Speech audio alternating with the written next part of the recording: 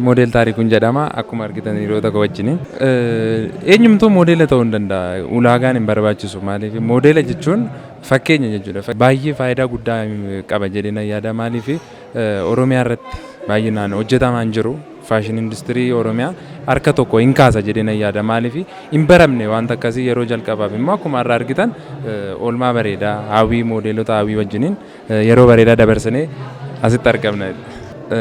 Modelonni jechuun situu of filata koorsicha eega fudhatteen booda fakkeenyaaf hojjaan qaba yoo ta'e hojjaan koo maalirratti akka hundaa'u maalin akka hojjechuu danda'u ofan barada sana modela baay'ee jira fitness modeeliin jira normal modeeliin jira stage modeeliin jira photo modeeliin jira baay'inaan qoodamee jira yaada eega koorsii sana fudhatteen booda waan sana keessa galtee ani kanadha modela kanaati jettee hundooftaa jechuudha carraan alaatteef garuu galatoomi.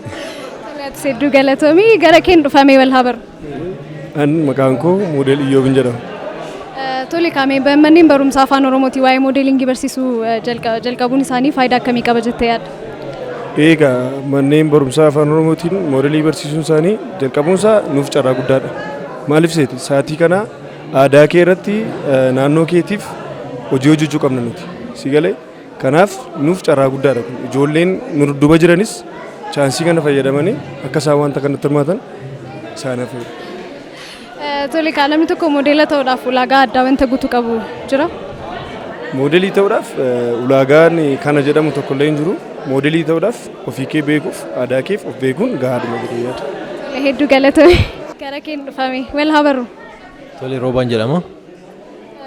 Moodeliidha. So moodeliin mee hojiiwwan akkamii hojjeta? Moodeliin egaa jalqabatti moodela jechuun fakkeenya namaaf ta'uudha, fakkeenya uummataaf ta'uudha. Na moodeliin tokko gama faashin industiriitiin yoo ta'e aadaa uummata isaa baasee addunyaatti beeksisuudha. Inni guddaan isa kanadha jechaadha. Yeroo baay'ee amma moodeliin waa'ee qumatii dheerinni isaa yookiin immoo nafti isaa waa'ee akkasii ulaagaaleen adda addaan qabu. Sanarratti maal jetta jechuun moodeliin hagam dheerachuu qabaa yookiin immoo qaamni isaa furdachuu qallachuu isa jedhamu irratti. Inni kuni moodelii tokko dhiira yoo ta'e 85 ol yoo ta'e baay'ee gaarii ta'a. Shamarran akkasuma 65 ol haga 70 jalqabee jechaadha kan shamarranii. Gama hojjaatiin kana fakkaata moodelii tokko maaliif moodelingii barachuun salphaadha garuu bor ittiin successiin gootu taanaan akkasumaan waan ta'uufi atillee gaafa gara indaastirii moodelingii seentu jechaadha.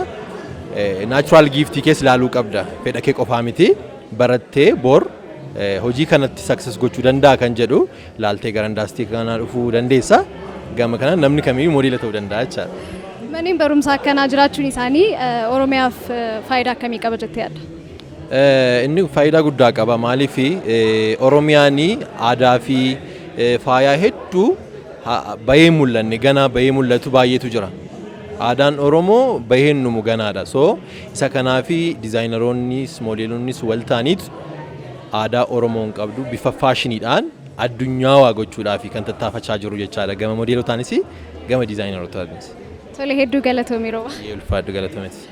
Mee gara keen dhufa kaa wal habaru. Jiraamuluun jedhama. Tole kaa moodelaati. Moodelli gosa garaagaraatu jira naan jechaa turani. Mee ati gosa kam bira jirta? Ani faashin moodeelaadha. Faashinoota moodeelota jiran keessaa faashin moodeeliidha. Faashin moodeelii hojiiwwan akkamii hojjeta yookiin immoo wanti inni beekamu maal?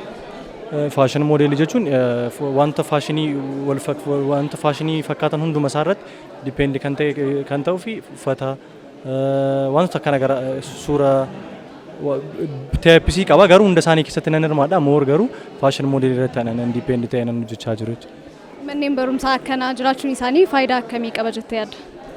Manneen barnoota akkasii banamuun isaanii faayidaan inni naannoo Oromiyaaf qabu namoonni afaan Oromoo qofa danda'an moodelii ta'uu barbaadan garuu naannoo afaanicha wallaaluudhaan qofa moodelingii osoo hin baratiin turaniif carraa guddaa uuma jedhee yaada. Kanarratti immoo seenaa aadaa duudhaa uummata tokko aadaa sana bifa ammayyaatiinis ta'e bifa aadaa sana keessaa hin baane bifa adda ta'eetiin agarsiisu jedhee gatii yaaduuf moodelii fi aadaa akkamitti akka wal faana deemsisuu danda'u kan barsiisus sababni isaas afaan Oromootiin gatii barataniif kanarratti waan isaan fayyadu natti fakkaata. Kanaaf carraa gaarii dhadheemi yaada namoota afaan Oromoo hin dandeenye. Hedduu galatoon. Gara keen dhufa walaa barru. Mo'aan jedhama. Gaazexeessaanis moodela ta'uu ni danda'a jechuun sirratti argaa jira. Karaa hojii biraa irrattis akka hojjettu ni Akkuma ilaaltu kallattii biraadhaan hojii miidiyaa kan biraa irratti nan beekama. Namni tokko keessumatti dargaggeessi hojii tokko qofaa irratti of murteessee jiraachuu hin qabu. Kallattii garaa garaan socho'uu waan qabuuf anillee akkuma hiriyoota koo as keessatti argamee jira. Namni tokko moodela ta'uudhaaf ulaagaaleen kaa'amuuf maaliin? Egaan akkuma hiriyoonni koo silatti kaasaa turan namni tokko moodela ta'uudhaaf inni guddaan nama ta'ee uumamuuf fedhii qabaachuudha. Namni kamiyyuu akkuma guyyaa har'aasitti argamne hawwii moodeling akaadaamiin namni kamiyyuu moodela ta'uu danda'a kan jedhudha. Dhaadannoon ishee moodela ta'uu jechuun fakkeenya ta'uudha. Fakkeenya ta'uudhaaf immoo kutannoo qabaachuudha, fedhii qabaachuudha, ofii wajjin hojjechuu danda'uudha waan ta'eef namni kamiyyuu bifa barbaade haa qabaatu, boca barbaade haa qabaatu moodela ta'uu danda'a. Anis moodela ta'uu danda'a jechuudha. Hayyee akkas. Immoo gara keetiin dhufa balaa barrume. Moodel Biiniyaam jedhama. Hojiiwwan garaa garaa irratti si argame moodelli tokko hojiiwwan akkamii hojjeta? Moodela ta'uudhaaf kan akka kaase Oromooni moodelota baay'ee qaba garuu baasee akkanatti baasee agarsiisuudhaaf namoota baay'ee gaafa paartisipeet godhan hin argu waan ta'eef maaliif moodeliin kuni leekjarii ta'e already namoonni leekjarii godhanii hojjechaa turanii namoota baay'een Oromoodha hin beekna garuu nun immoo wanta sanatti fufsiisuudhaa fi jabaannee itti deemuudhaaf kaane jechuudha. Kanaafuu moodelli tokko hojiiwwan garaa garaa hojjetaa jechuudha. Mee manneen barumsaa kunniin ijaaramu hojjechuun isaanii yookiin immoo jiraachuun isaanii hoo faayidaa akkamii qabu?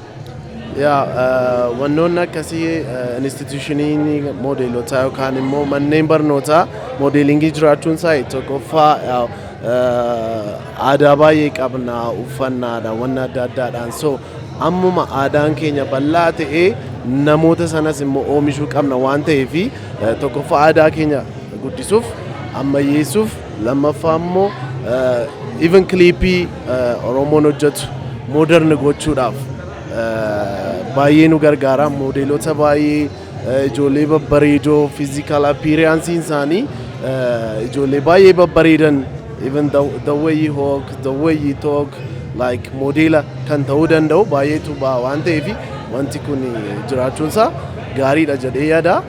Hawwii asumaanis hawwiin baay'ee nama jajjabeessuu qabnudha. Kanaaf akkanatti miidhagnee har'a ishee bukkee cinaa dhaabachuuf as geenye jechuudha. Tolee hundumti keessanuu hedduu galatoomaa.